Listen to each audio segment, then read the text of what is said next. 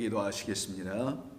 참 좋으신 그리고 은혜가 풍성하신 아버지 하나님, 저희들을 주님의 긍휼의 말씀 안에서 사랑의 품 안에서 우리를 품으시고 보호하시고 인도하시기에 우리의 이 땅에서의 삶의 하루하루는 하나님을 알아가는 그리고 복된 삶으로 하나님께서 붙드시고 축복하고 계신 줄로 믿습니다. 아버지 하나님, 저희들에게 허락하신 이 한 날이 주님을 더 깊이 알아가는 귀하고 복된 날이 되게 하여 주셔서 주님과의 온전한 만남이 날마다 성령 안에서 충만하게 이루어지게 하실 줄로 믿습니다. 이 아침에 주시는 말씀에 성도들의 마음이 열리고 눈이 열리고 귀가 열려서 그들을 향하신 하나님의 온전하시고 거룩하신 뜻이 무엇인지를 분별하여 알아가는 지혜롭고 슬기로운 이 시대의 주의 백성들 되게 하실 줄로 믿습니다. 감사하며 예수님의 이름으로 기도드립니다. 아멘. 자, 우리 하나님의 말씀 나누겠습니다. 이사야 45장 오늘은 14절부터 17절까지입니다. 이사야 45장 14절부터 17절까지의 말씀입니다. 우리 다 찾으시면은 우리 같이 한 절 한 절 함께 봉독하기로 하겠습니다. 여호와께서 이같이 말씀하시되 애굽의 소득과 구스가 무역한 것과 스바의 장대한 남자들이 내게로 건너와서 내게 속할 것이요 그들이 너를 따를 것이라. 사슬에 매여 건너와서 내게 굴복하고 간구하기를 하나님이 과연 내게 계시고 그 외에는 다른 하나님이 없다 하리라 하시니라. 구원자 이스라엘의 하나님이여 진실로 주는 스스로 숨어 계시는 하나님이시니이다. 우상을 만드는 자는 부끄러움을 당하며 욕을 받아 다 함께 수욕 중에 들어갈 것이로되 이스라엘은 여호와께 구원을 받아 영원한 구원을 얻으리니 너희가 영원히 부끄러움을 당하거나 욕을 받지 아니하리로다. 아멘. 하나님께서는 오늘 이 본문을 통해서 우리들에게 바로 하나님의 자녀들인 택함 받은 주의 성도들에게만 알려주시려고 하시는 말씀이 항상 준비되어 있습니다. 성경은 그 어느 곳을 펼칠지라도 하나님께서 당신의 자녀들의 삶을, 이 땅에서의 삶을 풍성하게 하는 정도가 아니라 이 땅에서의 성도의 하늘나라의 그 삶을 풍성하게 이루시고자 우리에게 날마다 오직 풍성한 곳은 하나님 그 곳간 안에만 있으며 그 곳간 안에는 참된 보화인 그리스도라는 우리에게 비추시는 하나님의 영광을 드러내게 하시는 우리 빛으로 이 땅에 오신 예수 그리스도의 말씀이 풍성하게 있는 그 안으로 우리를 이끄셔서 우리에게 당신의 말씀을 풍성히 주시는 것이 아버지 하나님의 뜻이고 마음이십니다. 그 하나님께서는 그런데 우리의 눈으로 우리의 육으로 감지할 수 있는 그런 하나님이 아닙니다. 우리의 육, 우리의 생각, 우리의 이 땅의 삶의 경험을 가지고 그것을 근거로 하여 바탕으로 하여 하나님을 알아갈 수는 없습니다. 하나님은 그렇게 우리를 당신을 알 수 있도록 지으신 바 된 일이 없기 때문입니다. 그래서 오늘 본문 15절에서도 말씀하기를 너를 구원한 이가 바로 나라면 나는 너에게서 발견되지 않을 것이다. 즉 너의 눈과 너의 귀로 나를 발견했다 말하지 못하게 할 것이다 라는 거예요. 그러니 성도가 나는 구원받은 백성입니다 라는 확신을 가지고 살아가는 성도들에게는 하나님은 늘 숨어 계시는, 스스로 숨어 계시고 들추어지지 아니하는, 즉 우리 인간의 어떤 경험과 체험으로 나는 하나님을 이렇게 알았다, 나는 저렇게 알았다 말할 수 없도록 하나님은 잠금 장치 같은 것을 일종의 이 땅에 두셨다는 것을 말합니다. 그러나 말씀하신 그대로 당신은 스스로 숨어 계시는 하나님이시니 그는 숨어 계시는 하나님을 우리로 알게 하시려고 하시는 것이 또한 하나님의 뜻이었더라면 그 숨어 계시는 하나님이 스스로 나오셔서 우리에게 당신을 계시하여 주시지 아니하면은, 들추어 보이지 아니하시면은 우리는 도무지 알 길이 없는 자라는 것을 말하는 겁니다. 그런데 그 하나님께서 우리에게 찾아오시겠다 약속하신 그 말씀을 기다리지 못하고 우리 인간의 측면에서 무언가를 열심히 하면 되는 줄 알고 어떤 것을 애써 수고하면은 마치 내 안에 하나님이 계심으로 그 하나님의 은혜와 능력으로 내가 뭔 것을 한 것처럼 착각하게 되거나 스스로 그 착각 속에 빠져서 마치 내 안에 하나님이 계신 것만 같은 생각을 하고 신앙생활하는 사람들이 이 땅에 적지 않을 수 있을 것입니다. 그러나 하나님은 그와 같은 우리의 옛 모습으로 살았던 우리들에게 말씀하시며 이 세상에 대하여 여전히 동일하게 말씀하시는 것입니다. 내가 너를 찾고 만나시겠다라는 거예요. 그때 비로소 우리는 여호와 하나님을 알게 되고, 알게 된 이후부터 우리는 하나님을 사모하는 자들, 하나님의 영을 기다리는 자들, 더욱더 그래서 사모하는 자들로 하나님을 알아갈 수 있는 자들로 세워집니다. 그런데 그와 같은 일을 우리 안에서 허락하시는 하나님이 행하시는 일이 무엇인지를 알지 못하면 우리는 우리의 힘과 수고로 하나님을 알았다는데, 그 하나님을 성경은 뭐라고 하느냐? 우상이라고 하는 것이며, 우리들이 스스로 만들었던 모양과 형상을 우리가 스스로 조각하고 새기고 해서 우리 마음 안에 넣은 하나님일 수 있다는 것을 날마다 주의하여 경계하게 하시며 경고까지 하시면서 우리를 가르치시는 것입니다. 바로 그와 같은 상태에 있는 이 세상 나라를 애굽이라고 하는 것이죠. 그래서 오늘 본문 14절에서도 보면 여호와께서 이같이 말씀하시되 애굽의 소득과 구스가 무역한 것과 스바의 장대한 남자들이 내게로 건너와서라는 말로 시작을 합니다. 이때 애굽의 소득이라는 말을 쓰게 되는데, 애굽의 소득이라는 말이 무슨 말인지 이렇게 우리가 한국말로 들어오면 잘 이해가 되지 않습니다. 이 소득이라는 말은 야가라는 단어인데, 이것은 성경에서 딱 두 군데만 사용되게 됩니다. 명사로서는 딱 두 군데만 사용되는 일이 벌어지게 되는데, 바로 이 뜻이 무엇인지를 우리 좀 분명히 알 필요가 있습니다. 자, 이것이 어떤 의미를 갖고 있는지를 한번 생각을 해보죠. 이때 소득이라는 것은 단순히 소득이 아니라 야가라는 단어는 수고하다라는 뜻을 갖고 있고요. 여러분 아시다시피 하루의 일을 수고하고 또 수고하고 애쓰고 애쓰면 지치게 되죠. 지금 전 세계적으로 번지고 있는 이 코로나 바이러스로 인해서 의료진들이 지금 많이 지쳐 있다고 합니다. 그들이 좀 탈진해 가고 있고, 그들 가운데서도 또 이 감염자가 나타나게 되죠. 그것은 그들이 체력이 떨어지고 지치고 하는 모습을 보여주는 거죠. 바로 그런 때 쓰는 단어를 야가라고 합니다. 즉 힘들고 어렵게 뭔가를 애쓸 수밖에 없는 어떤 한계점에 머물러 그 안에서 애를 쓰고 있는 모습을 오늘 본문에서는 애굽의 소득이라고 명사로 바꿨었는데, 이거는 스스로 애쓰고 그래서 피곤하여 지쳐있는 상태를 말하는 거예요.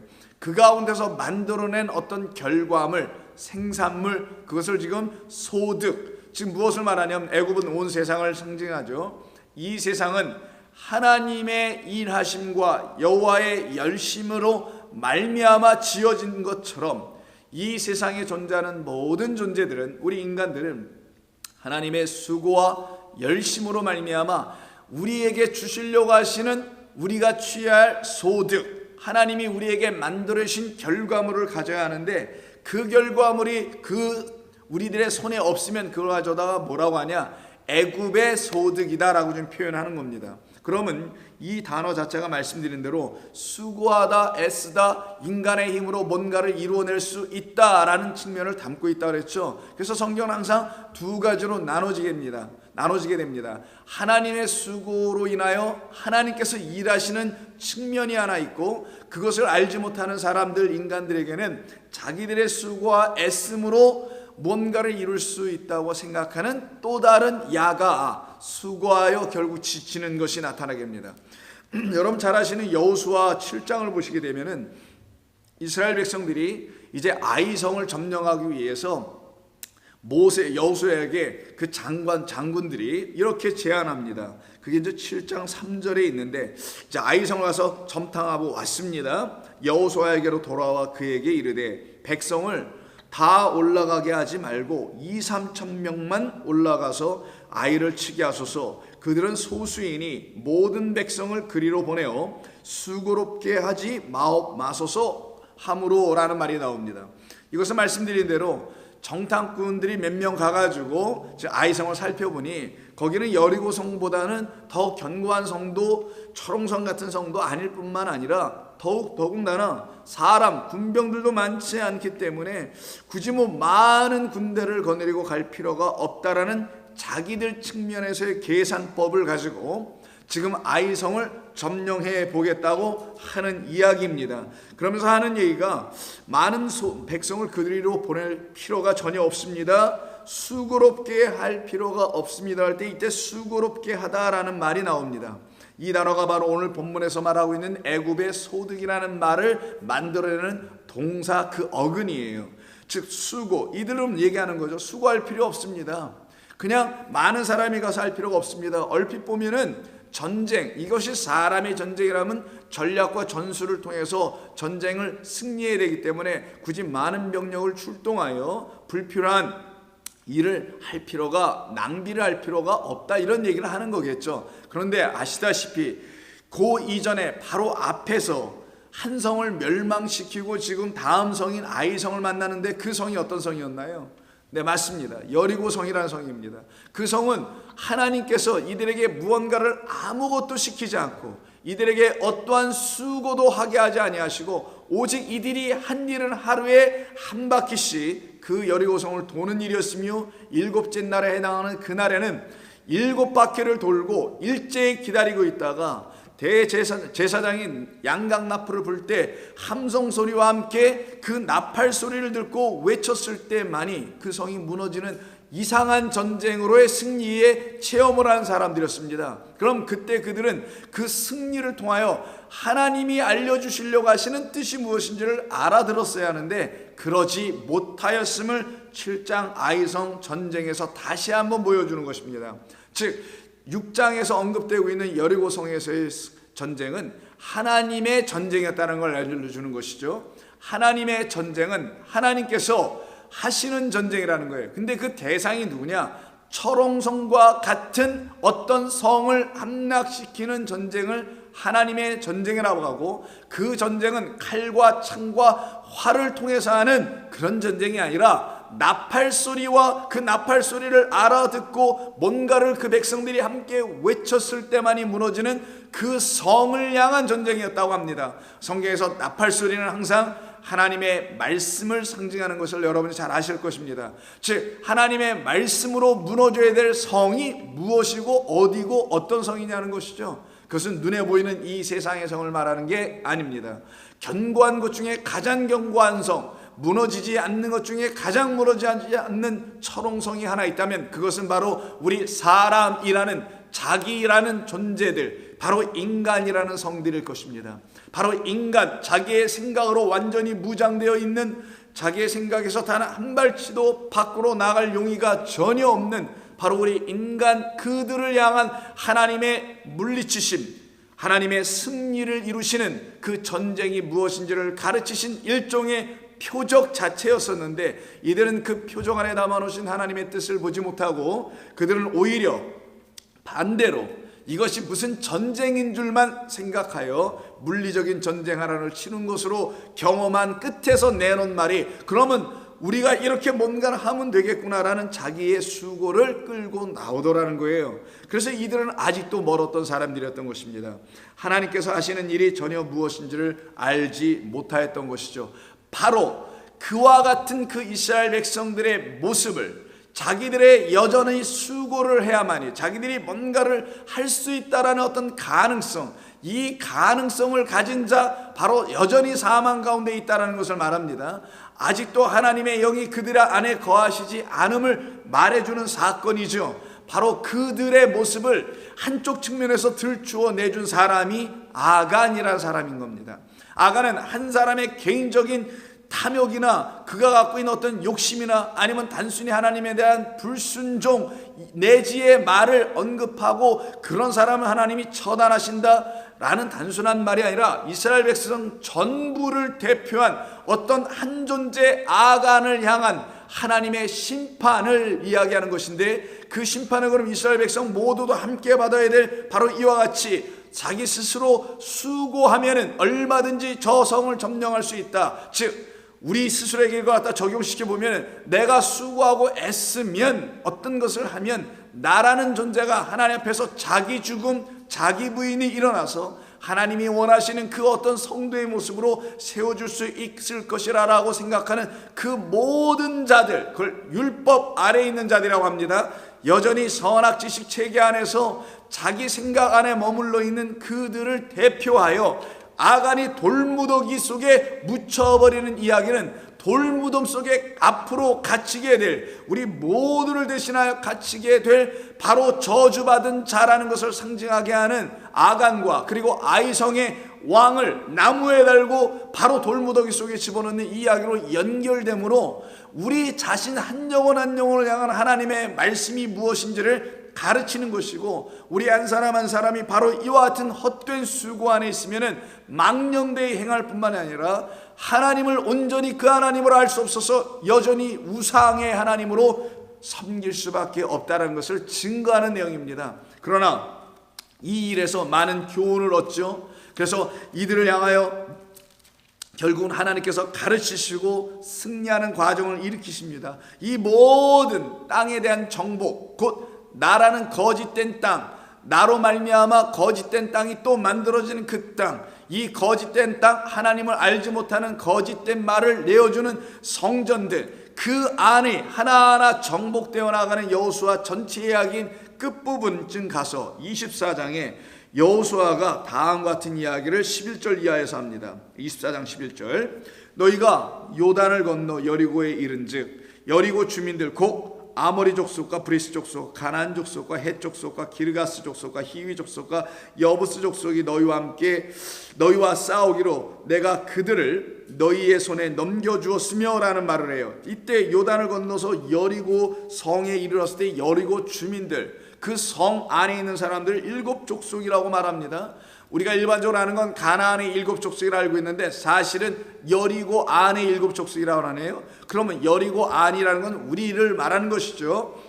하나님의 말씀을 진리로 듣고 그 말씀에 의해서 완전히 멸망당하고 다시 그 황폐한 그 위에 하나님의 기치가 온전히 세워지도록 하게 하시기 위한 하나님의 뜻을 알아들어야 할 그 여리고 안에는 7족속, 7족속은 하나님의 말씀 7이라는 언약의 말씀을 온전한 하나님의 것으로, 하나님의 마음 뜻으로 깨달아 알지 못하여 자기 인간의 마음으로 알고 있는 상태를 7족속이라고 합니다. 바로 그들을 쫓아냈다라는 거예요. 그래서 막달라 마리아가 7 귀신 들렸다가 쫓겨나 하나님이라는 하나의 영, 그리스도의 영 하나를 가진 자가 됨을 우리 신약성경 복음서에서 증거하는 이유가 거기 있는 것입니다. 그때 12절에서 내가 왕벌을 너희 앞에 보내어 그 아모리 족속의 두 왕을 너희 앞에서 쫓아내게 하였나니 너희의 칼이나 너희의 활로서 이같이 한 것이 아니었다라고 말씀합니다. 이것은 우리의 수고가 아니었음을 우리는 이 말씀을 통하여서 이스라엘 백성들이 배웠던 것처럼 24장이 오기까지 끊임없이 배웠던 것처럼 우리도 배워야 될 것은 같은 것입니다. 이거는 우리가 갖고 있는 칼이 없고 우리가 갖고 있는 활은 없습니다.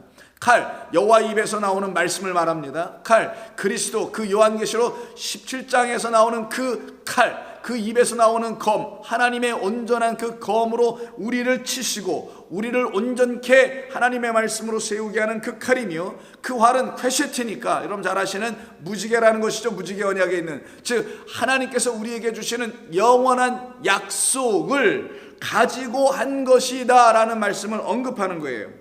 그것이 아니면은, 하나님의 영원한 약속 안에 담아놓으신 당신의 진리의 말씀이 아니면은 너희는 아무것도 할 수 없느니라, 너희 안에 있는 거짓된 왕들을 너희가 몰아낼 수가 없느니라 라고 말씀하는 것이죠. 이때 13절에서 내가 또 너희가 수고하지 아니한 땅과 너희가 건설하지 아니한 성읍들을 너희에게 주었다라고 말씀합니다. 맞죠? 이들은 한 번도 수고한 적이 없습니다. 그들은 애굽이라는 땅에서 광야 40년을 지나고 그리고 요단강을 건너 넘어간 것뿐이고 그 성을 하나하나 하나님이 주시는 대로 가졌던 것뿐입니다. 하나님은 이것을 그들의 수고로 이루어진 땅이 아님을 알게 하시고 가르치시려고, 결국 우리가 취해야 될 것은 하나님이 주시는 땅, 하나님이 세우신, 건설하신, 지으신 그 성전이 있는 하나님의 그 나라 도성, 거기를 우리에게 주시려고 미리부터 그들의 손으로는 지음바되지 않았다라는 것을 알려주려고 아브라함 때부터 430년 전에 미리 미리 애굽 땅에 보내어 세상 가운데 종로로 타고 있는 것이 무엇인지를 가르칠 뿐만 아니라 그들의 손으로 지음받은 성이 아닌 그 가나안 땅에 들어가 하나님이 주신 영원한 도성 하나님의 나라를 취하게 해주시려는 이 뜻을 담아놓으려고 미리 아브라함 때부터 약속해 놓으신 거고, 그래서 보내신 거고, 그래서 이들은 질 수 있는 기회조차 아무것도 제공해 주시지 않으므로 너희의 손이 아닌 나의 손으로 이렇게 지어지는 것이 곧 내가 너희에게 줄 진짜 하나님의 내 나라라는 것을 알려주려고 눈에 보이는 이 사건, 표피적으로 드러난 이 사건을 통해서도 하나님은 우리에게 가르쳐 알려주셨던 것입니다. 이때 말씀하시죠. 너희가 수고한 것은 아무것도 없다. zero. 0이다. 아무것도 없다라는 거예요. 너희는 건설한 적도 없었다. 오직 내가 너희에게 대하여 너희를 위하여 내가 수고했으며 내가 지은 것이며 그리고 너희에게 이것을 준 것이다. 너희가 그 가운데 거주하게 된 것이며 너희는 또 너희가 심지 아니한 포도원과 감람원의 열매를 먹는다 하였느니라. 그러므로 너희가 이것을 이제 알았다면 너희 안에 세워질 것은 나라는 영원한 하나님, 그 온전하신 하나님이라는 것을 알려주는 거죠. 그러므로 이제는 여호와를 경외하며 온전함과 진실함으로 그를 섬기라. 너희의 조상들이 강 저쪽과 애굽에서 섬기던 신들을 치워버리고 여호와만 섬기라. 이게 갑자기 이런 말이 왜 나오냐고요.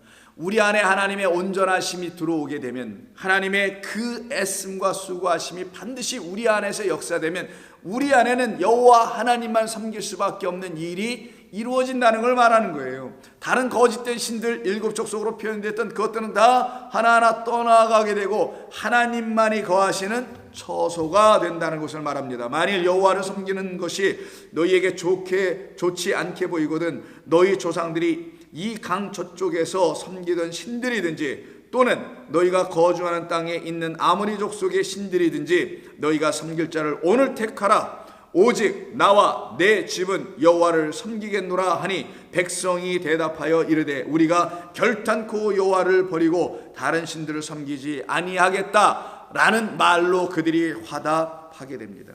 바로 이 상태에 있는 이 백성들로 하나님은 그 땅을 주시려고 하셨던 거예요. 그러니 여호수아서에서 말씀하시는 것은 우리 각 사람 한 사람이 하나님이 행하시는 하나님의 수고, 그것은 우리를 하나님의 말씀으로 지어가시는 겁니다. 이것이 여호와의 열심이에요. 그래서 여호와의 열심이 호세아서라는 본문에 나오게 되는데 거기서 우리가 하나님을 몰라 무지하여 죽었다고 말하죠. 그래서 하나님께서는 우리를 말씀으로 가르쳐서 말씀이 되게 하셔서 그리고 그 말씀이 된 자들 안에만 당신만이 영원한 구원을 주시는 오직 그 하나님이라는 사실을 알게 해 주시는 것입니다. 그런데 이것을 깨닫지 못하면 사람은 어떤 측면으로 떨어져 나가냐? 바로 자기의 수고를 붙들고 살아가게 되더라는 거예요.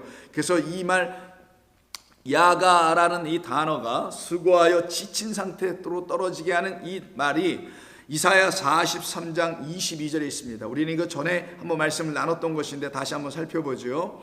이사야 43장 22절을 보면은 그러나 야곱아 너는 나를 부르지 아니하였다라고 합니다.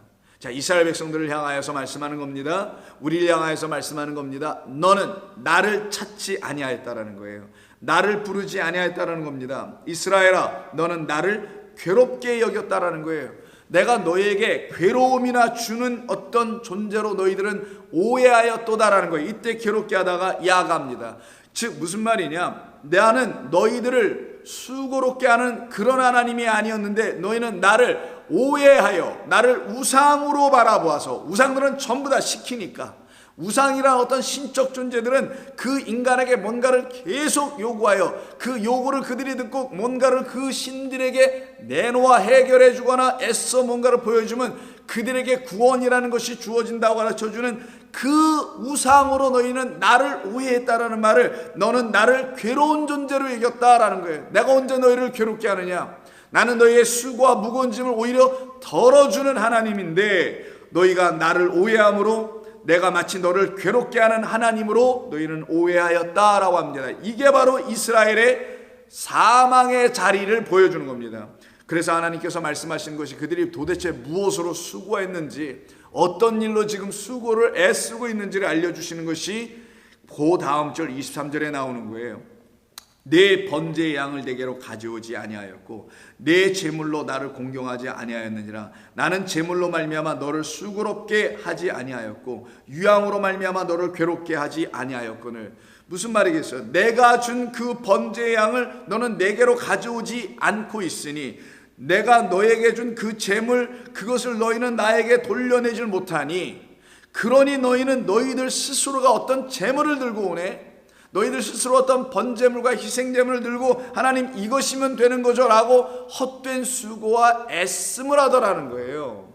하나님은 일찍이 우리에게 당신이 주시는 온전한 제물을 우리가 취하도록 하셨던 것인데, 그것은 알지 못하고 자기들 스스로가 뭔가를 하나님께 드릴 수 있다고 생각한 상태를 갖다가 수고라고 하는 겁니다. 그래서 24절에서 내 죄짐으로 나를 수고롭게 하며 내 죄악으로 나를 괴롭게 하고 있다라고 합니다. 이것을 죄와 허물이라고 말씀합니다. 그러나 하나님께서는 그와 같은 그들에게 그 죄와 허물을 그대로 갖고 살아가는 존재들로 삼지 아니하시고 25절에서 나 곧 나는 나를 위하여 너의 허물을 도말하는 자니 내 죄를 기억하지 아니하겠다라고 말씀하십니다. 이것이 하나님이시죠. 전혀 하나님께서는 그들을 그렇게 놓지 아니하시겠다라는 거예요. 이와 같은 하나님을 알지 못하게 되면 사람들은 그 하나님을 오해하여 헛되고 헛되게 하나님을 섬기며 그 하나님을 찾는 자들로 계속 자기들의 수고만 하게 됩니다. 이 상태를 놓고 이사야 57장에서 똑같이 뭐라고 하냐, 7절 이하에 내가 높고 높은 산 위에 내 침상을 베풀었고 내가 또 거기 올라가서 제사를 드렸다라고 하는 소위 음행, 우상숭배와 하나님을 잘못 섬기고 있는 모습을 말씀합니다. 이 상태를 놓고 10절에서 뭐라고 말씀하시냐면은 내가 길이 멀어서 피곤할지라도 헛되다 말하지 아니함은 아직도 내 힘이 살아났으므로 쇠약하여지지 아니하였기 때문이구나. 이들이 그 높은 산을 힘들게 올라가더라는 거예요. 높은 산에, 여기서 높은 산은 하나님의 그 성산, 하나님이 계신 곳을 말합니다. 하나님께로 가는 길을 그냥 이 제사를 드리고 뭐 하나님이 주신 율법을 오해하여 그걸 뭐 지켜서 열심으로 하는데, 그것을 하니까 이들이 힘이 들어요.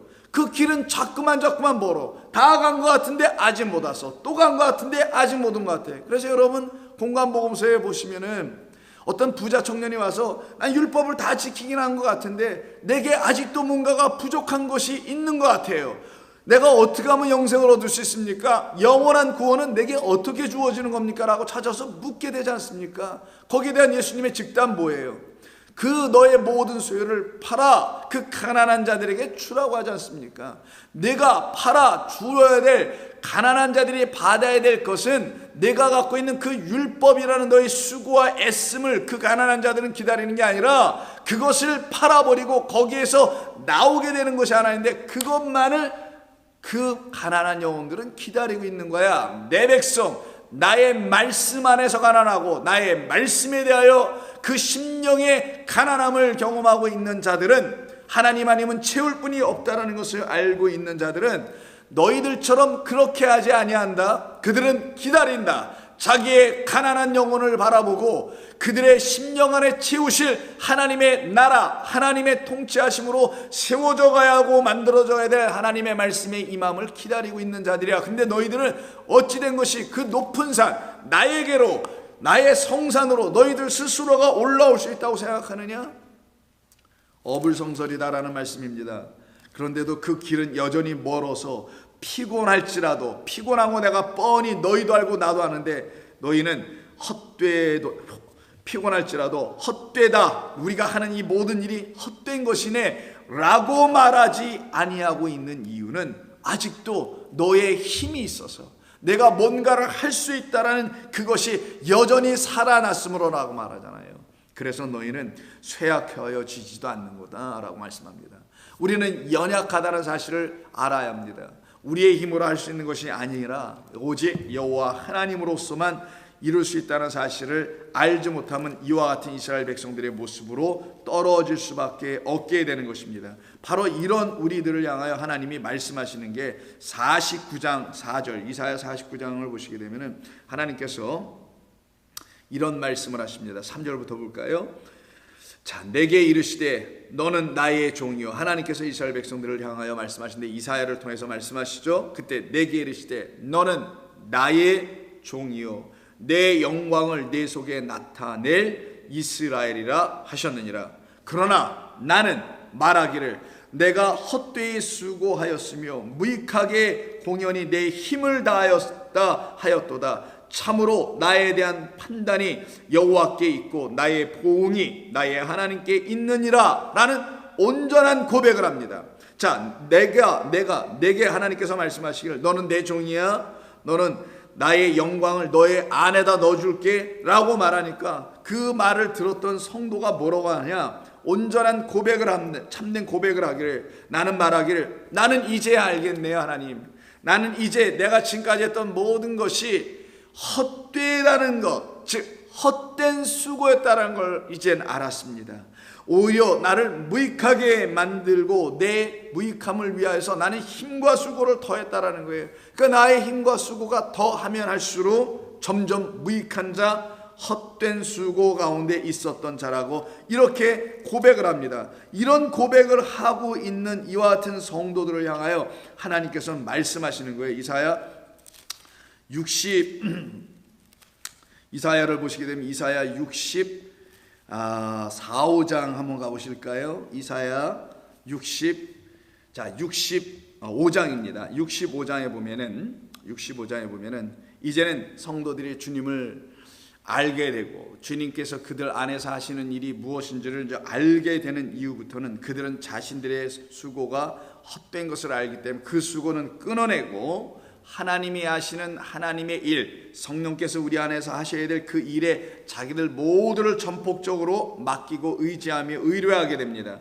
그때 그들의 수고는 결단코 헛되지가 아니하겠죠. 그때 그들은 오직 할 수 있는 수고는 하루에 한 바퀴씩 여리고성을 도르라고 하는 것처럼 우리는 하나님을 알기 위하여 나 자신을 하나님의 말씀으로 날마다 살피는 그 일을 하는 것을 하루도 쉬지 않고 내려놓지 않게 될 것입니다. 그래서 65장 23절에서 이렇게 말씀합니다. 그들의 수고가 이제는 헛되지 않겠고 그들이 생산한 것이 재난을 당하지 아니하리니, 즉 하나님이 하신 일로 인하여 만들어진 결과를 갖다가 생산한 거라고 한 거예요. 그것은 어떠한 일로 인해서도 빼앗기고 타버리고 없어지는 것이 되지 않는다라는 것을, 재난을 당하지 않는다라는 겁니다.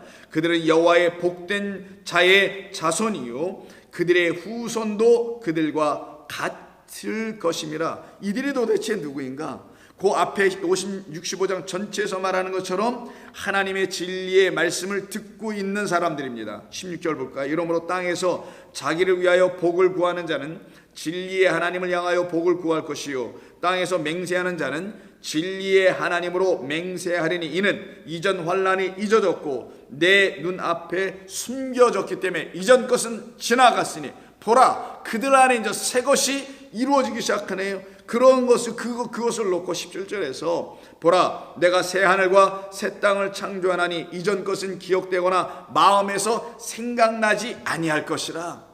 이게 바로 자기의 수고라는 이전 것이 다 지나가고 하나님의 수고라는 새 것이 들어오기 시작한 것, 그래야만이 새 하늘과 새 땅이 내게 와 있음을 알게 되는 겁니다. 그래서 24절을 보면 그들이 부르기 전에 내가 응답하겠고 그들이 말을 마치기 전에 내가 들을 것이며 이리와 어린 양이 함께 먹을 것이며 사자가 소처럼 짚을 먹을 것이며 뱀은 흙을 양식으로 삼을 것이니 나의 성산 안에서는 해함도 없겠고 상함도 없으리라. 여호와께서 말씀하시느니라 라고 합니다. 이때 우리에게 이렇게 많이 잘 알려져 있는 말씀 25절 한번 생각해 볼까요?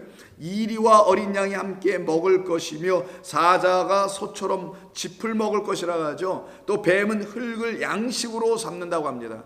뱀이 흙을 평생토록 먹는다는 말은 창세기 3장 19절 하반부에 있는데 그때는 흙을 그냥 먹는 것으로만 말하고 있습니다. 그런데 이 이 65장 새하늘과 새 땅이 열려있는 상태에서의 하나님의 백성들을 그려내고 있는 25절의 말씀을 통해서 볼 때는 그 뱀은 흙을 이제는 양식으로 먹더라는 거예요. 그냥 흙을 먹은 자가 아니라 이 흙이 나에게 생명을 주는 양식을 남아있는 것임을 내가 이제는 알게 되어 먹는 자들을 말하는 겁니다. 이때 여기서 강조되어야 될 것은 양이나 소가 아니라 이리와 사자와 뱀이라고 볼 수 있는 것입니다. 이리와 사자와 뱀은 항상 해하는 자를 설명할 때 쓰는 겁니다. 양에 대하여 해하는 대적자를 말하고 소에 대하여 해하는 대적자를 이리와 사자와 뱀은 우리 인간을 향하여 대적하는 것이죠. 그게 바로 나하시 창세기 3장 1절에 있는 그 뱀을 말하니까, 그러니 그 이리 사자 뱀은 결국 하나님의 백성을 상징하는 양, 소, 바로 하나님, 그 하나님으로 지어진 우리 피조물이라는 우리를 말하는 겁니다. 이 둘이 이제는 대적관계, 원수관계가 되지 아니하고 이리가 어린 양과 같이 함께 먹는다라는 말은 이제는 이리가 먹는 양식은 양이 먹는 양식을 먹을 수 있게 되었다라는 거예요. 우리 하나님의 백성들이 먹는 양식을 양의 양식이라고 하는 겁니다. 그 양식을 이리는 좋아하잖아요. 자, 동물의 세계에서도 본다면 이리는 육식동물이고, 그리고 사자, 뱀 모두가 육식동물입니다. 그런데 양, 소 이런 존재들은 육식동물이 아니란 말이에요. 하나님의 양식을 먹는다는 것을 가르쳐 주려고 이렇게 구분하여 분리하여 설명하는 것입니다. 비유인 것이죠. 그래서 뭐뭐처럼 이리와 어린 양이 함께 먹을 것이며 사자가 소처럼 먹는다로 비유로 말하는 겁니다. 그러니 이 이리들은 전에는 자기들이 먹어보지 못했던 그 양들이 먹는 양식을 가서 먹어보고는 이게 그렇게 좋은 양식이었어? 너희 양들은 이런 양식을 먹고 있었니? 미리 좀 알려주지 그랬어. 우리도 이젠 이 양식 아니면 우리는 만나게 먹을 양식이 우리는 없네 라고 하여 자기들이 전에 먹었던 양식을 버리고 양들이 먹는 양식을 취한다는 뜻입니다. 바로 그와 같은 역사가 일어나는 그 자리에는 반드시 하나님의 역사가 나타나게 돼요. 이런 일들이 벌어지게 되는 건데, 그 역사가 갖고 있는 내용이 무엇이냐? 하나님의 말씀을 알아 먹고 있더라는 거예요. 전에는 그들이 율법 표피의 말씀을 가지고 그것을 열심으로 자기의 수고로 지키는 자의 삶으로 떨어져 있었던 그들이 이제는 이게 아니라는 것을 자기들이 날마다 잡아먹고 있었던 그 양, 그래서 결국 그 모든 양들을 대표하는 세상 죄를 지고 하는 그 어린 양, 그 어린 양까지 십자가에 매달고 난 후에야 드디어 그가 하신 말씀은, 그가 우리에게 주시려고 했던 우리 이리와 사자들이 반드시 먹어야 하는 하늘의 그 참된 양식이었군요 라는 것을 알았을 때 비로소 그들이 참으로 그 하나님의 말씀을 복음과 은혜와 진리로 취할 수 있게 됨을 그려내는, 이게 바로 새 하늘과 새 땅이 된 자들이라고 하는 겁니다. 새 하늘로 우리에게 다시 오시고 새 땅으로 우리에게 오셔서 하늘의 말씀이 이 땅에서 다 풀려지고 이루어지게 되는 그 하나님 나라 안에 거한 그리스도 예수 안에서의 새로운 피조물들의 모습을 25절로 그린 것이지, 이게 무슨 유토피아의 내용도 아니고 대적들 인간의 삶 속에서 부딪히는 양방간의 쌍방간의 혹은 좌와 우와 동과 서와 남과 북의 이 대치 상황들이 다 풀릴 거라는 이 땅에서 이루어지는 유토피아죠. 하나님의 나라가 이 땅에 세워진다라는 그런 말씀을 하는 게 아니라 성도들 한 사람 한 사람의 안에서 일어날 일은 이리가 이제는 양이 되며 사자가 소가 되며 이제는 뱀이 바로 하나님의 백성으로 완전히 바뀌어지는 하나님의 수고하심과 일하심과 열심의 결과를 지금 말씀하고 있는 것입니다. 바로 그들만이 하나님의 성산에 들어올 수 있는 것이고요. 그리고 해함도 없겠고 상함도 없다라는 하나님의 진리의 말씀을 끊임없이 듣는 그 사람들을 놓고 말씀하는 것입니다. 이들에게만 하나님의 나라는 생명의 말씀으로 가득해지게 됩니다. 하나님의 말씀이 그들에게 충만하게 됩니다. 그 충만한 하나님의 말씀으로 채워지는 그들에게만 하나님의 수고는 끊임없이 하나님의 찾아오심과 성령의 인치심의 그 놀라운 일들은 끊임없이 매일매일 매 순간순간마다 나타나 그들의 마음속에 하나님을 깨달아 알아가는 진리의 음성을 들려주시고 눈을 열어 보게 하시는 역사가 있게 되니 그들은 자기들의 수고가 자꾸만 없어지고 아예 다 사라져서 자기들은 할 게 아무것도 없는 것이구나 라는 걸 알아가게 되더라는 것이죠. 이것을 잘 그려주고 설명한 것이 하박국서 2장 12절 이하에 있습니다.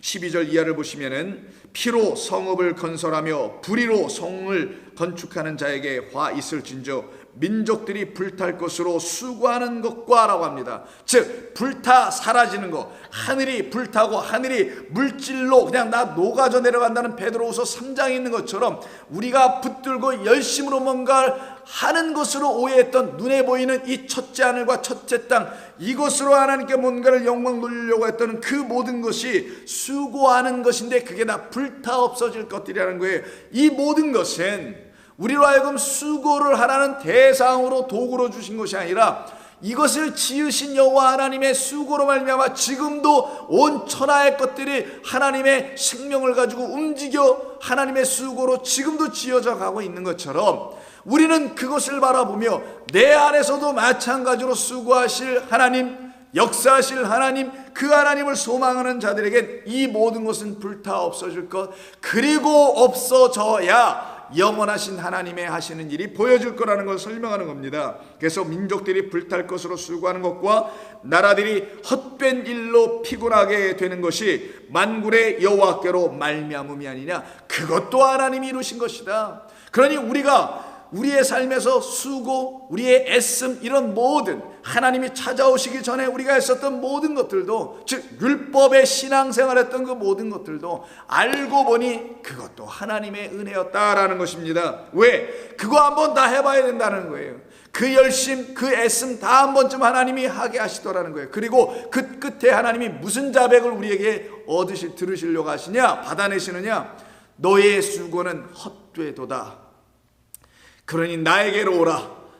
무고하고 쉼이 없는 자기의 수고로 지쳐있는 그 영혼들을 부르시는 하나님의 일종의 먼저 하신 지혜의 장치들이었던 것을 우리가 알게 됩니다. 바로 그렇게 하나님이 그들을 만들어 놓으시고 하시는 말씀이 14절, 이는 물이 바다를 덮음같이 여호와의 영광을 인정하는 것이 세상에 가득함이라. 이 일을 이루시고자 하나님께서 그 자기의 수고로, 인간의 수고로 먼저 한번 다 하도록 하셨다라는 말씀입니다. 이때 14절에 말씀하는 것은 좀 순서를 바꿔서 번역을 했는데요, 그 땅, 그 세상은 가득할 것이다. 무엇으로? 여기 인정한다고 되어 있는데 인정이 아니라 그 지식으로 가득할 것이다 이렇게 되어 있어요. 그 땅은 가득할 것이다. 그 지식으로, 그 지식에 대하여 가득할 것이다. 그럼 그 지식은 뭐겠어요? 성경에서 지식은 여호와를 알아가는 지식밖에 없습니다. 그 지식으로 가득한 그것을 갖다가 여호와의 영광이라고 하는 거예요. 즉 여러분 안에 하나님의 영광이 임한다 이렇게 표현들 하실 때 그 표현은 반드시 어느 때 써야 되는 것이냐, 하나님을 알아가면 알아갈수록 내 안에 임하신 하나님이 어떤 분인 것을 알게 될 터이니 그 하나님의 영광이 그 하나님을 알아가는 과정에서 더욱더 내게 풍성이 임하여 내가 이제는 주체할 수 없는 그 기쁨과 감사의 자리로 한 발 한 발 점점 들어가는 걸 하나님의 영광이 나타났다라고 하는 겁니다. 그 영광이 나타났다. 마치 뭐뭐처럼, 이게 이제 뒤에 나오는데 물이 바다를 덮은 것 같처럼 이렇게 표현합니다.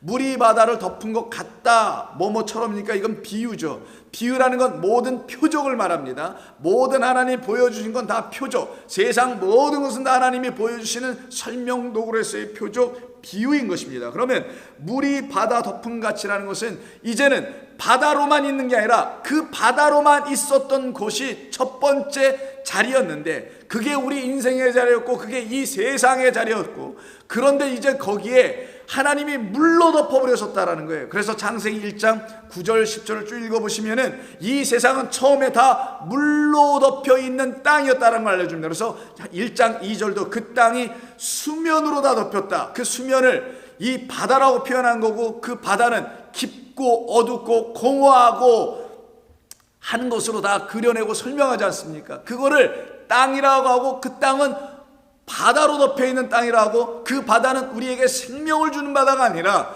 우리를 해하며 우리를 침몰시키게 하는 바다였다라는 걸 말합니다. 그런데 그 바다를 한쪽으로 몰아붙이셔서, 그 몰아붙여서 모여진 물을 갖다가 바다라 부르시고, 드러난 땅, 묻힐 땅이라고 하시죠. 이렇게 분리하시는 그 일을 창세기에 말씀으로 기록해 주신 것은 바로 우리 가운데 물, 하늘에서 물이 부어져 이 땅을 완전히 하나님의 바다가 아닌 하나님의 물로 다 덮을 것이라는 것을 말씀하시려고 그런 것들을 미리 기록하여 우리에게 알려주신 것이죠. 그러니 먼저는 우리를 덮고 있었던 것은 다 바다였던 것입니다. 그런데 그 바다에서 다 죽었어야 할 우리가, 나는 이 바다에서 여전히 살고 있어요 라고 하는 그들에게, 그걸 하나님을 모르는 자들이라고 합니다. 하늘의 문이 열리지도 않았고, 하나님이 아직 계시되지도 않았고, 하나님이 아직 우리에게 오시지도 않았는데, 그 바다 가운데, 이 땅이라는 곳에서, 땅을 바다라고 하는 거예요.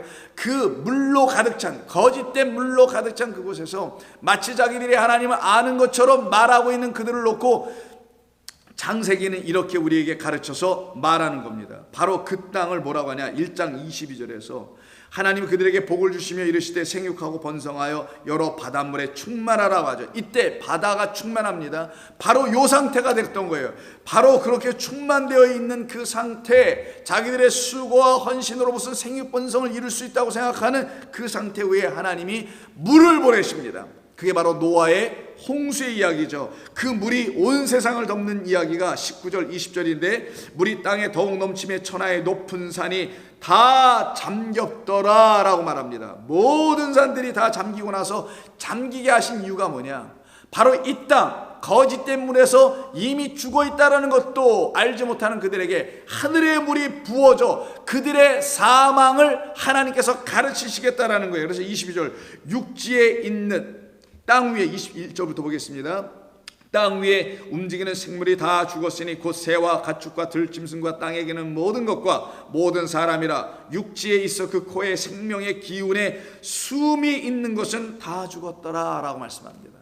이것이 바로 하늘에서 물을 보내시는, 그 물로 이 세상을 덮으시는 하나님의 일하심이었던 것이고, 이 일하심으로 말미암아 그들은 어떻게 되냐, 자기의 죽음 사망을 알게 돼요. 하나님께서 말씀하신 정령 죽으리라는 것이 그들 가운데 이루어지기 시작합니다. 그 이루어진 자들을 여덟이라고 표현했던 거고요. 그들은 방주 안에 건져진 자들이라고 성경은 말하는 겁니다. 이와 같은 역사가 일어나야만이 우리 가운데 하나님이 행하시는 모든 은혜의 이야기가 펼쳐지기 시작하는 겁니다. 이걸 하나님의 일하심이라고 해요.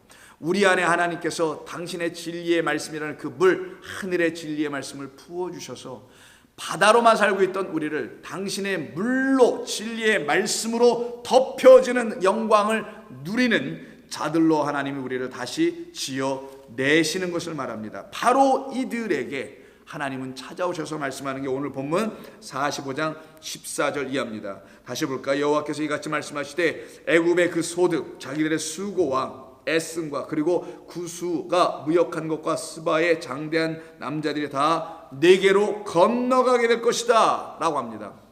자, 이때 네개가 누군지 알아야 합니다.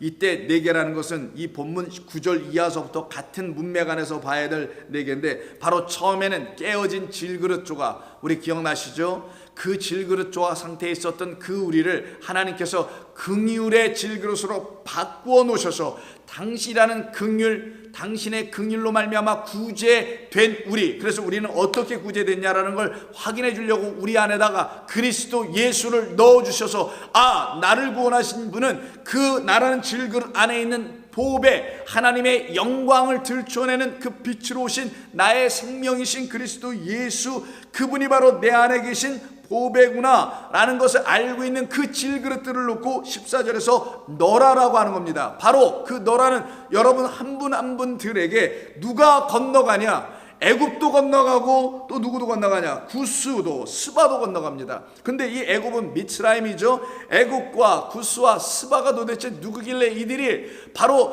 긍휼을 갖고 있는, 보화를 갖고 있는 그 질그릇들에게 넘어가게 되냐는 거예요. 그 질그릇은 말씀을 담은 자들이라는 거예요. 그래서 이 보화 그릇 안에 하나님의 말씀을 담고 있는 자들에게 넘어갔다니까 그들은 말씀이 없는 상태의 사람들이겠죠. 이들을 보게 되면 이들은 어디서 등장하냐? 여러분 잘 아시는 창세기 10장 노아의 세 아들에게서 나옵니다. 아시다시피 노아에겐 세 아들이 있었는데 그 아들의 이름은 셈과 함과 야벳이라 하죠. 그 중에 셈과 야벳 빼놓고 가운데 있는 함의 후손들에 대한 이야기가 기록된 것이 10장 6절인데 이 함의 아들들의 이름을 우리가 보면 알 수 있습니다. 함의 아들들은 구스와 미스라임과 북과 가나안이라고 되어 있습니다. 바로 구스가 오늘 본문에 나오죠. 그러면 구스의 아들들은 또 어떻게 되는지 한번 7절을 보면은 구스의 아들들은 스바와 하윌라와 삽다와 라마와 삽드가요라고 되어 있습니다. 이때 스바가 나오네요. 그러면 구스의 아들이 스바고 스바의 할아버지가 함이라는 거예요. 그 함의 아버지는 노아입니다. 바로 이들은 누굽니까? 소위 말씀하신 대로 노아로부터 저주를 받은, 아버지로부터 저주를 받은 자들이었죠. 바로 우리를 말하는 거예요. 저주받은 뱀의 후손들의 라인이 어떤 것인지를 이야기해 주는 겁니다. 그 상태에 있던 우리들을 하나님께서 누구에게 건너가게 하시냐? 바로 생명을 갖고 있는 자에게로 건너가게 하더라는 거예요. 그럼 우리가 누구에게 건너간지 알게 되는 거죠. 바로 애굽과 스바와 구스가 누구에게 건너가냐? 바로 여호와 하나님으로 이 땅에 오신 그리스도에게로 건너가는데 그가 갖고 있는 게 뭐냐? 바로 보화, 보배, 빛이라는 겁니다. 생명이라는 겁니다. 그와 같이 건너가는 것. 그래서 오늘 본문에서 건너가다가 아바르예요.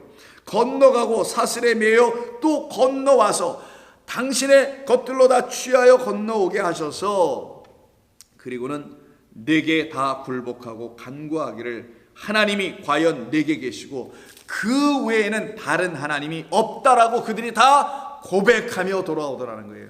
그러면은 여기서 우리가 집중적으로 좀 보아야 될 중요점은 바로 애굽과 구스와 스바가 사실은 아닙니다.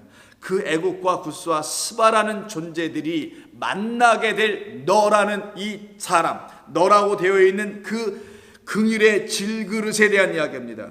바로 그 긍휼의 질그릇이 되어 있는 저와 여러분들, 바로 그들을 향하여서 하시는 말씀이에요. 너희 안에 과연 나라는 하나님이 살아 있느냐? 그 하나님이 여전히 당신의 수고와 열심으로 너희를 그의 백성으로 지금 삼아내시는 하나님의 말씀 들려주심, 깨닫게 해주심, 눈을 열어주시는 사건이 너희들 안에 있으면 너희들은 이렇게 모두 고백하게 될 것이다. 아, 내가 전에는 구스였고 내가 전에는 애굽이었고 스바의 자리에서 있었었는데 이제는 내가 하나님의 음성을 듣고 하나님께로 과연 넘어간 자 되어 내 안에서는 오직 나를 구원하신 이는 당신 하나님밖에 없군요 라는 것을 고백하는 그 삶이 우리에게 있는지를 확인하게 하시는 말씀입니다.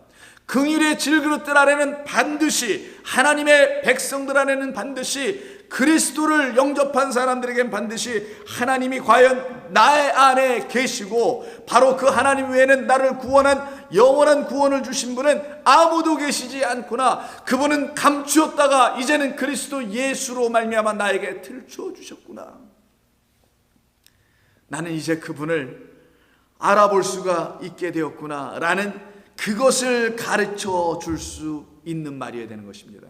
그래서 이것은 우리를 사실은 바라보게 하는 거고요, 우리를 살피게 하는 말씀이었던 것입니다. 그때 돼서야 비로소 우리의 옛 모습, 그 구스와 그리고 미스라임이라는 애굽과 그리고 스바의 모습으로 우리도 한때 다 살았었는데 그런 모습으로 여전히 살아가고 있는 이 세상의 사람들이 여러분 안에 있는 참된 말씀을 주시는 하나님을 그들이 여러분을 통하여 발견하게 될 때 그들 안에도 과연 하나님 외에는 우리를 구원하실 분이 아무도 없다라는 것을 다 고백하게 하시는 역사를 이루어 내시겠다라는 말씀을 이 본문이 우리에게 지금 주고 계신 것입니다. 그러니 이게 얼마나 감사한 일입니까?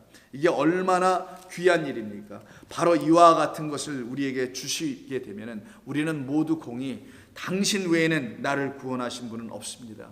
당신 한 분이십니다. 당신 하나로 나는 만족합니다. 나는 그와 같은 당신이 내게 모든 것, 그래서 모든 것은 하나로 압축되는 것인데 그 한 분이 되어 감사합니다라고 고백할 수 있어요.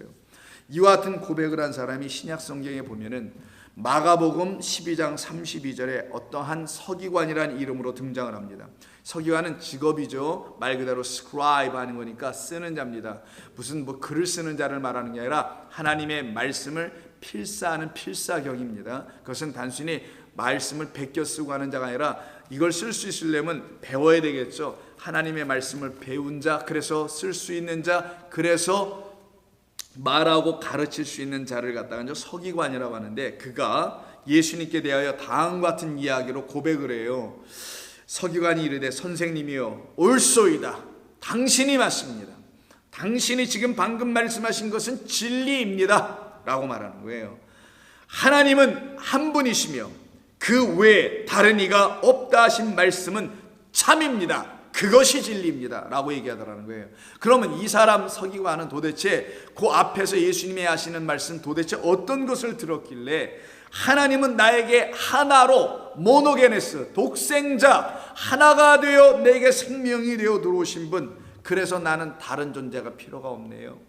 이것은 반대로 말하면 그 부자 청년은 그 하나가 없어서, 그 하나의 진리, 하나의 하나님이 없어서 수많은 다른 답답한 것을 붙잡고 살아갔던 것이죠. 이걸 예수님께서 비유할 때 하나 대 99라고 하는 겁니다. 1대 99예요. 잃어버린 양 하나, 잃어버린 드라크마 하나라는 1과 99, 하나와 9의 관계로 설명한 것이죠. 바로 이 상태에 있는 것을 말하는 것입니다. 그래서 다른 이가 없다라는 이 고백을 하게 되었던, 이 고백을 또 이끌어내게 하셨던 우리 주님의 가르치심의 이야기는 그 앞에 12장 18절서부터 시작되는 소위 사두개인들과의 부활 논쟁에서 비롯된 것입니다. 그 부활 논쟁은 제가 일일이 말씀드리지 않아도 다 아실 것입니다.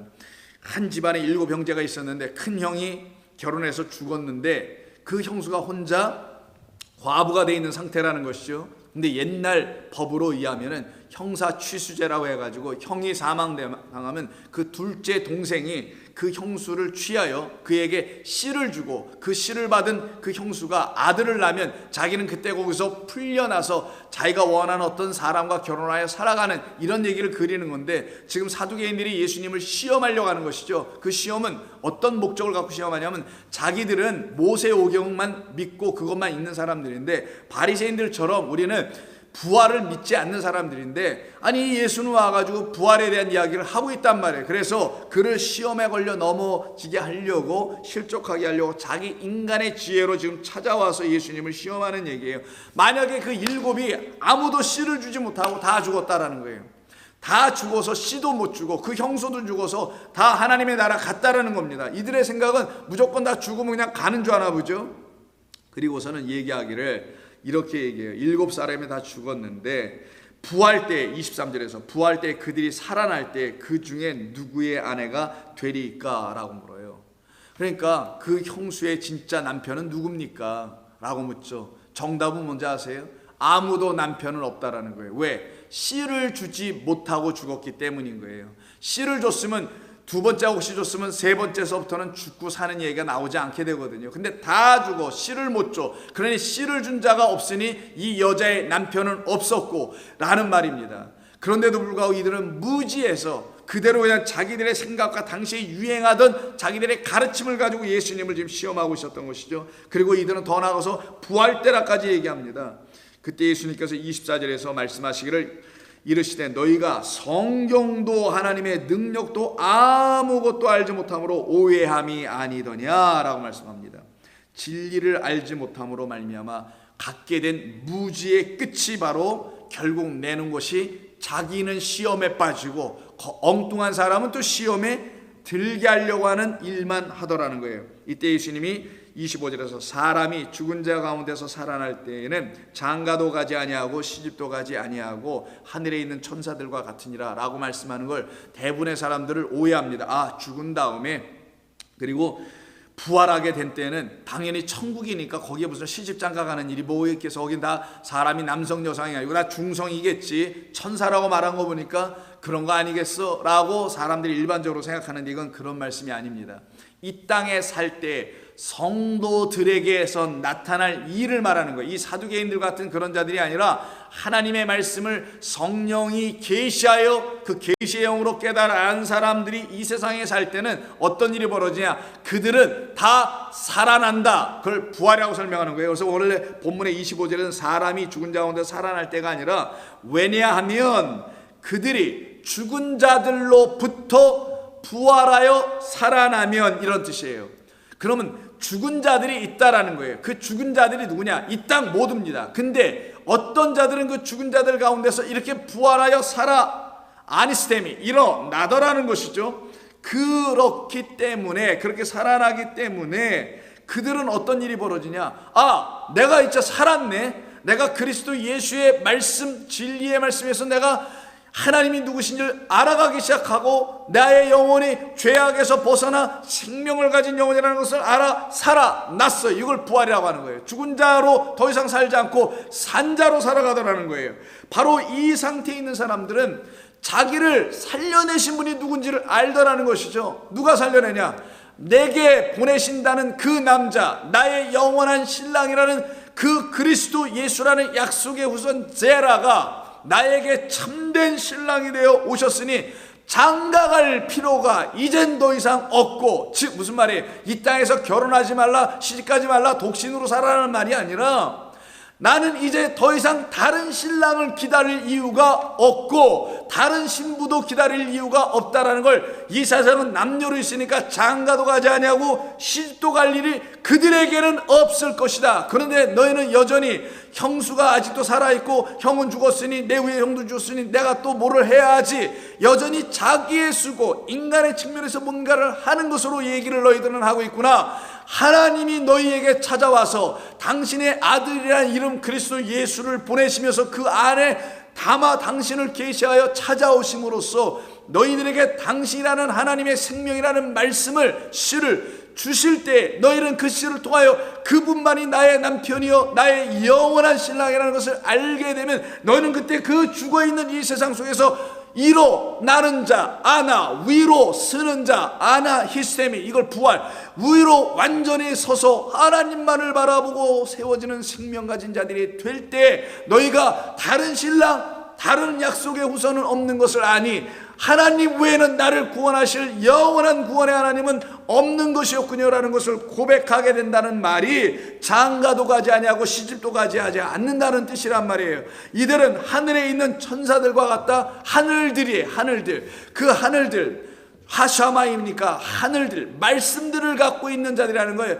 자, 저기에 물 2개가 있다가 샤마임입니다. 그걸 하늘이라는 거예요. 궁창 위의 물, 궁창 아래 물로 말씀하신, 즉 하나님의 거룩한 진리의 말씀과 그 말씀을 보여주신 이 아래 세상, 겉의 것으로 보여주신 땅의 아래 것, 이 둘을 다 가지고 바로 하나님의 말씀을 증거할 줄 아는, 전하는 그들이 바로 천사들이니까 이들은 바로 천사들이야, 앙겔로스야, 멜레크들이야 라고 말씀하는 겁니다. 근데 너 사두개인들아, 너희들이 이것을 알지 못하는구나. 죽은 자가 살아난다는 것을 말할진대 너희가 모세의 책 중 가시나무 떨기에 관한 글에 하나님께서 모세에게 이르시되 나는 아브라함의 하나님이요 이삭의 하나님이요 야곱의 하나님이라고 하신 말씀을 읽어보지 못했느냐? 너희는 읽기는 했겠지. 여기서 읽다라는 단어가 아나기노스코입니다. 아나기노스코는 위의 것, 위의 것으로, 기노스코 알다예요. 읽는 것, 우리가 하나님의 말씀을 읽는다라는 건 무슨 말이냐? 이걸 1도, 2도, 3도, 4도 물론 당연히 해야 합니다. 성도는 하나님의 말씀을 읽어야죠. 근데 어떻게 읽어야 되냐?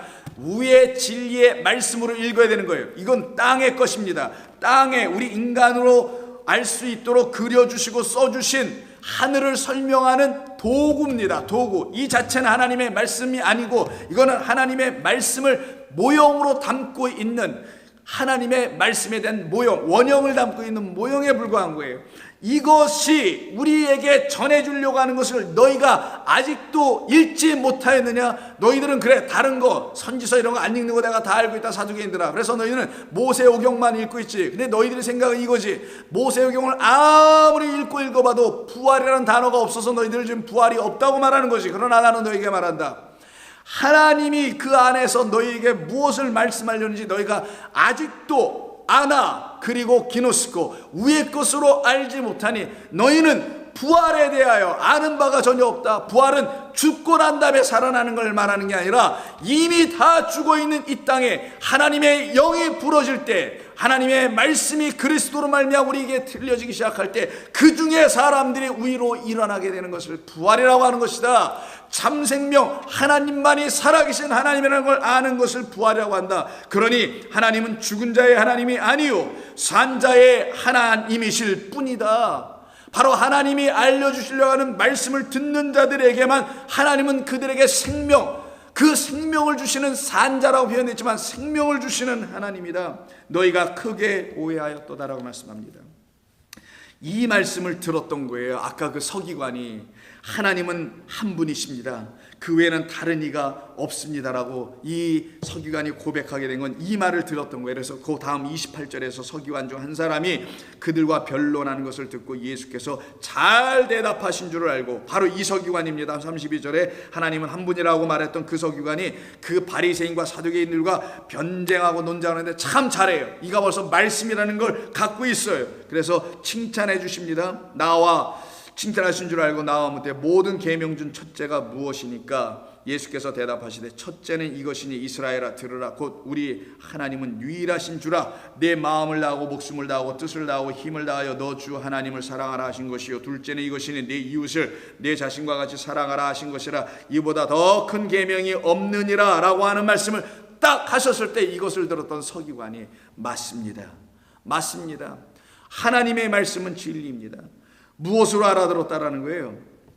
왜 갑자기 서기관이 이야기가 등장되며 계명 얘기가 왜 갑자기 등장되는 이유가 뭘까요? 이 이스라엘 사람들, 사두개인이든 바리새인이든 서기관이든 누구도 할 것 없이 그들 모두는 하나님의 말씀을 참 변개할 수 없는 참된 하나님의 진리의 계명 말씀이라는 것을 알지 못하고 그것을 겉으로 취하고 있는 자들이었던 거예요. 그런데 그 계명 모두는 뭐에 대한 이야기라는 거냐? 하나님의 사랑에 대한 이야기를 하는 것이다. 사랑 하나다. 사랑에는 하나님의 인자와 선하심과 긍휼이 다 담겨 있는 건데 너희가 그것은 버리고 인간의 생각이라는 사두개인들의 생각, 그걸 누르기라고 하죠. 바리새인들의 생각 누르기라고 합니다. 헤롯의 누르기라고 합니다. 이 세상의 것들로 하나님의 계명을 이해하려고 하니 그 하나님의 계명을 너희는 계속 오해만 하고 있는 것이었구나. 이때 한 사람이 무릎을 쳤던 거예요. 그게 바로 서기관이고 그게 바로 여러분들이라 합니다.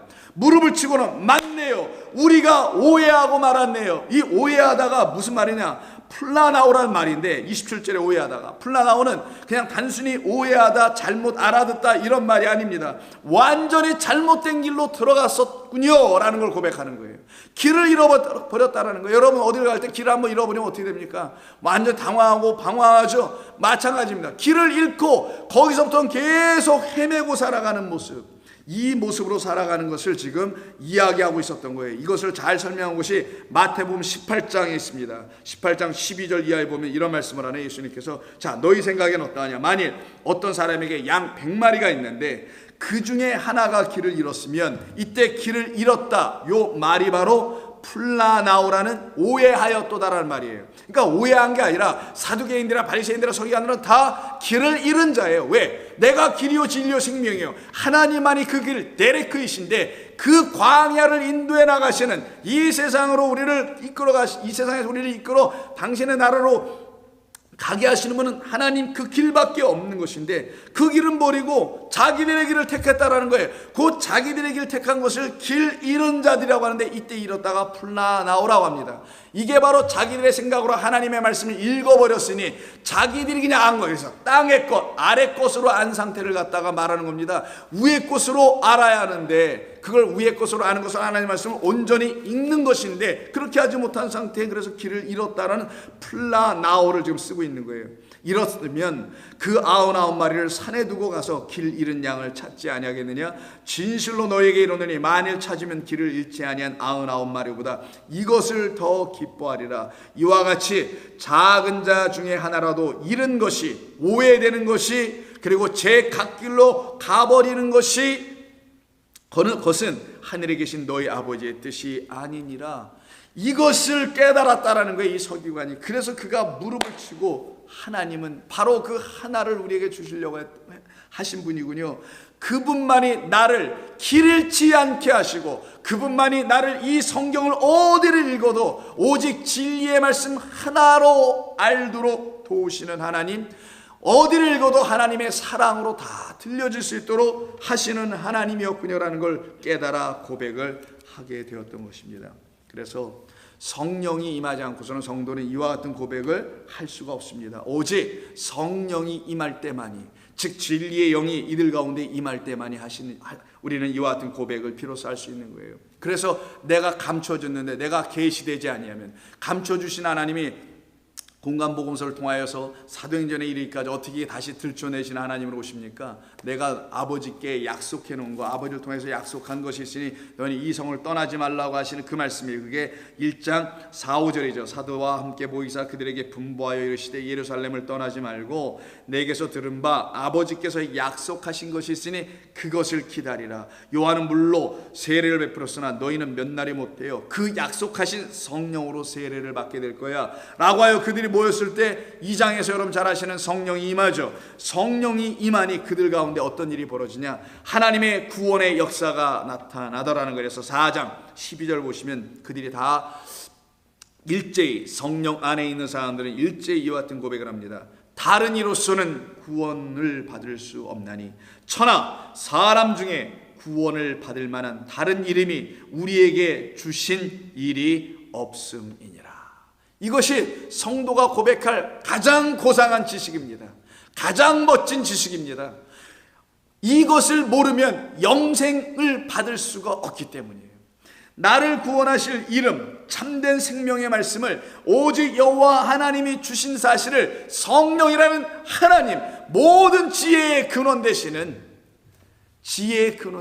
그 하나님이 우리에게 주신 가장 고상한 지식입니다. 그래서 그 지식이 물이 바다 덮음 같이 우리에게 덮여질 때 하나님의 구원의 영광이 우리에게 비춰짐을 그들은 알게 되고 감사하게 됩니다. 그래서 13절에서 그들이 이와 같은 말을 하고 있는 그들 베드로와 요한이 담대하게 말함을 보고 그들을 놓고 하는 말이, 저들은 본래 학문이 없는 범인, 평범한 사람들이었는데, 그런 줄 알았는데 이상하다, 저희들은 도대체 누구인가? 라고 하며 아무런 비난할 말을 찾지 못하더라는 거예요. 이게 바로 하나님의 고상한 말씀, 그 고상한 지식을 갖고 있는 성도들에 대한 이야기입니다. 오늘 본문은 바로 우리 안에 하나님이 과연 계시고, 맞습니다. 여러분 안에는 하나님이 과연 계시고, 하나님이 계시니 이 세상이 여러분을 통하여 바로 하나님께로 넘어가는 자, 그런 역사를 하나님께서는 지금도 이루어 가고 계십니다. 그래서 16절 이하에 그들은 더 이상 수욕과 부끄러움을 당하지 않게 됩니다. 이스라엘은 여호와께 구원을 받아 영원한 구원을 얻으리니 너희가 영원히 부끄러움을 당하거나 욕이 아니라 수치를 당하지 아니하리로다. 여호와께서 여러분 안에 거하신 줄로 믿습니다. 과연 계십니다. 그래서 여러분은 날마다 이 어려운 상황 속에서도 기쁨을 잃지 않고 소망과 눈물로 감사하며 하나님께 나아가 기도하는 정도로 세워진 줄로 믿습니다. 성도 여러분, 인내하시고 여러분 안에 참된 기쁨을 주신 주님과 오늘 하루도 동행하는 그 즐거움을 누리는, 희락을 누리는 복된 성도 되기를 주의 이름으로 부탁합니다. 기도하겠습니다. 하나님 고맙습니다. 참으로 감사합니다. 하나님이 과연 우리 안에 계십니다.